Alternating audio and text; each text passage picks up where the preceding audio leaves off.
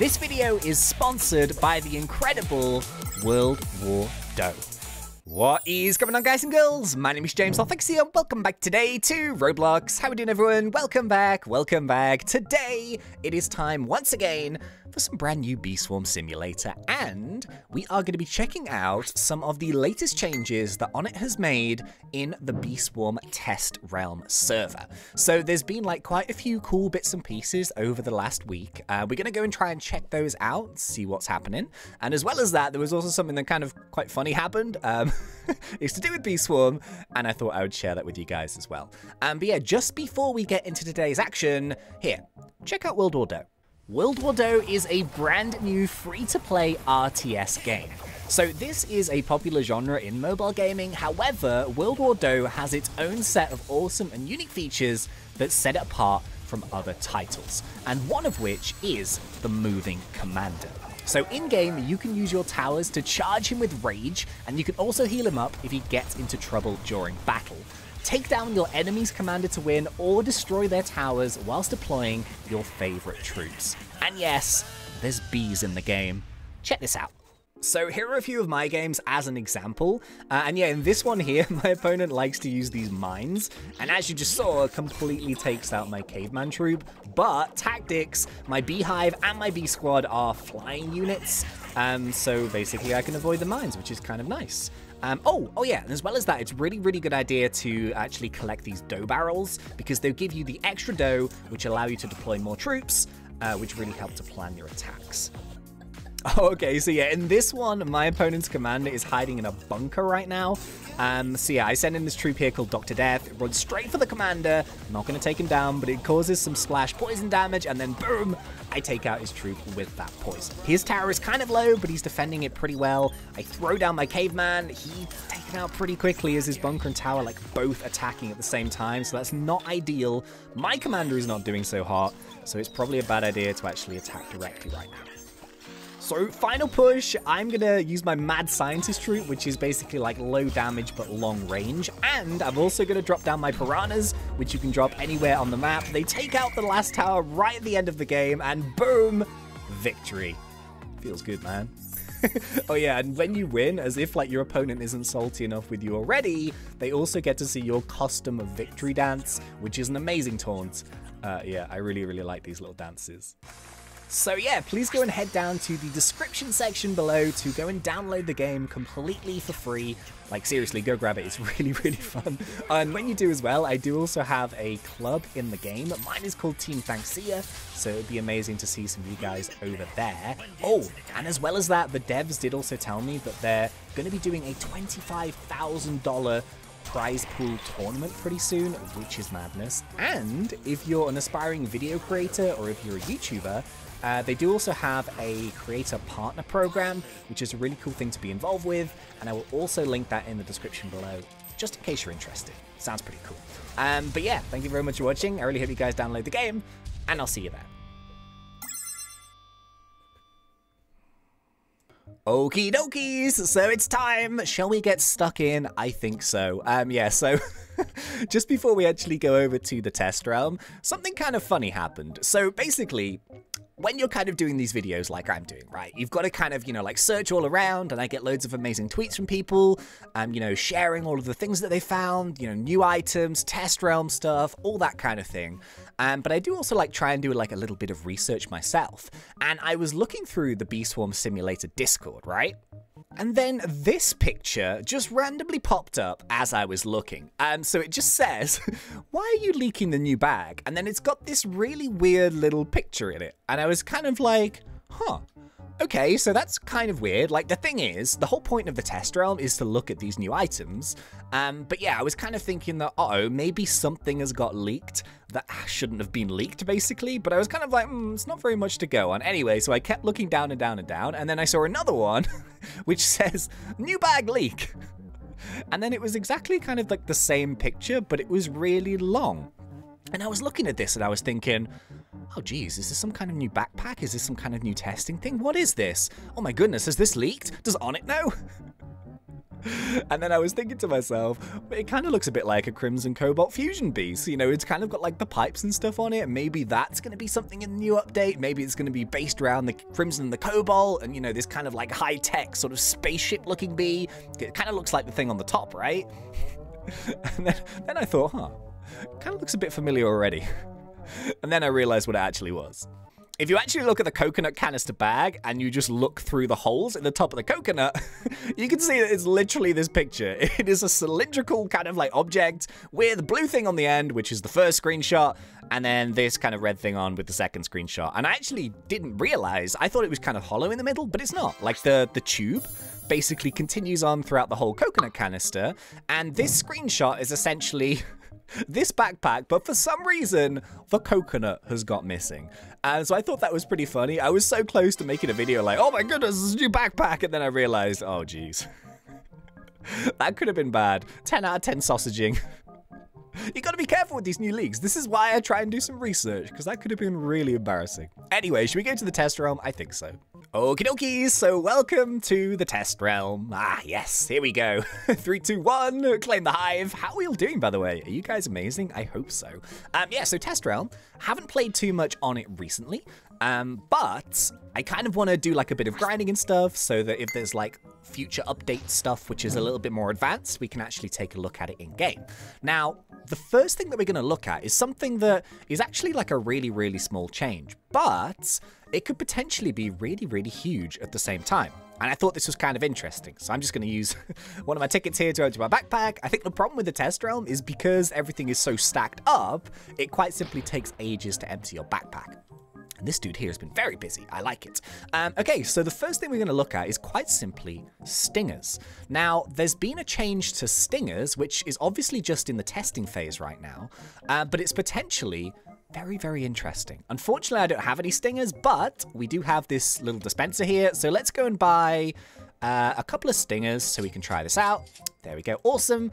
And the change is to do with the buff that is activated when you use a stinger. Oh, in the description of the stinger, it still says exactly the same thing. It grants your bees 1.5 like extra attack for 30 seconds. However, if you actually activate the stinger and you look at it, you can see that it also has a 50% instant conversion.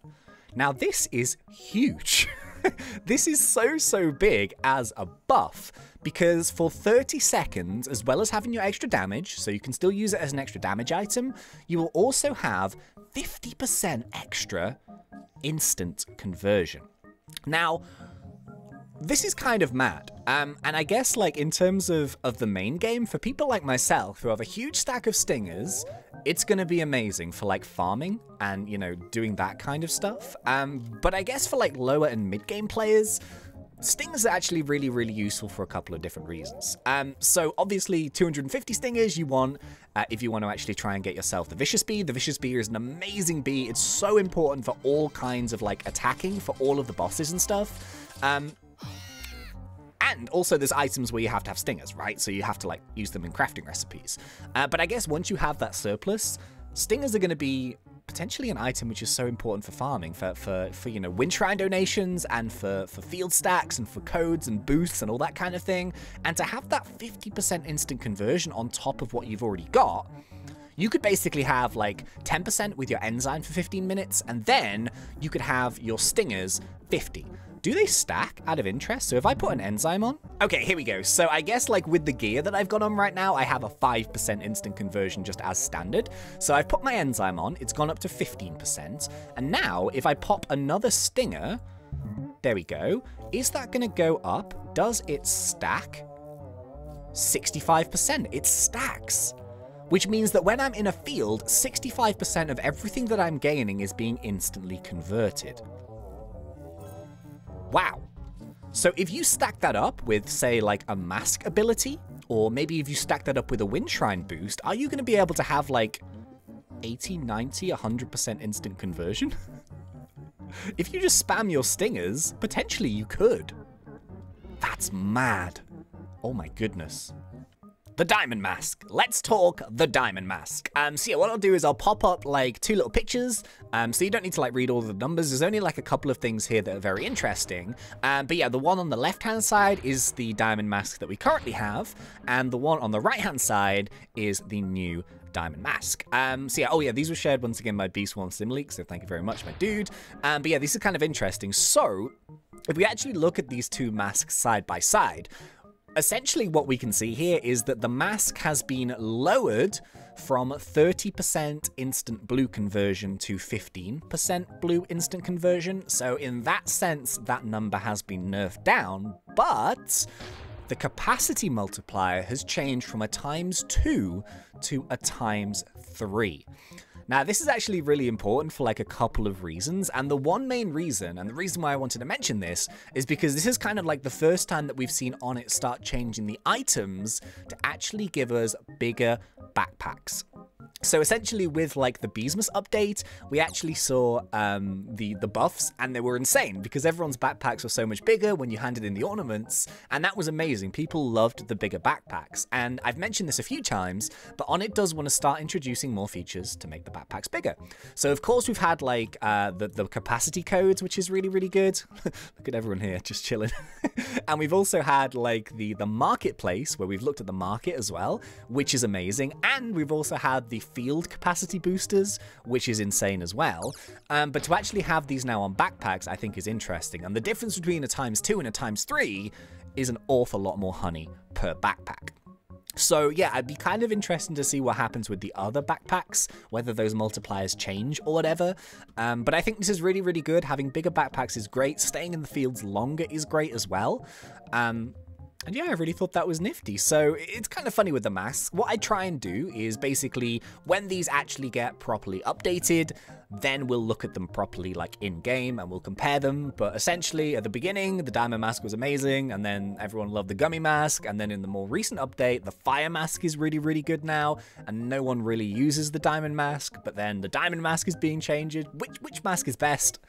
Really difficult to tell. I've always stuck with the gummy mask. That's always been my favorite, but the fire mask right now is really good. So, the final little piece of updated news stuff, which I thought was kind of interesting to include, this is from ONETT himself. And once again, this is from Beesim Leaks, so thank you very much. But yeah, this I think is really, really good. So ONETT here says, over the next few updates, a variety of anti-cheat measures will be put in place. This is just an official notice that your account is liable to be reset if you are using exploits, and the reset will happen suddenly and can't be reversed. There is no point in messaging the moderators. Okay, so this was on his Discord. Even if you are able to exploit for a long time, Even if you've been able to exploit for a long time, there is no guarantee that any given update won't result in a permanent account reset. The only guarantee to keep your file safe from now on in is not to use any exploits or code injection. So I kind of wanted to mention this for a couple of reasons, and the reason why is, number one, these days, it is very, very, very popular for people to be using like auto clickers to do like auto farming and, you know, to jump on the stump snail and stuff like that. But what I wanted to say is there's a big difference between using an auto clicker and using like script injection, basically. So if you do use a clicker to basically like, you know, click your mouse for you a bit like this, it'll be completely fine. And ONETT has said that that is not something which is going to be bannable, and he doesn't mind people doing that at all. But what other people are doing, you may have seen this if you've joined into a world, you might see people that are like farming in this field, then like within a millisecond, they're like in the mushroom field, and then within a millisecond, they're in the rose field, and then they teleport all over the place, and that kind of stuff.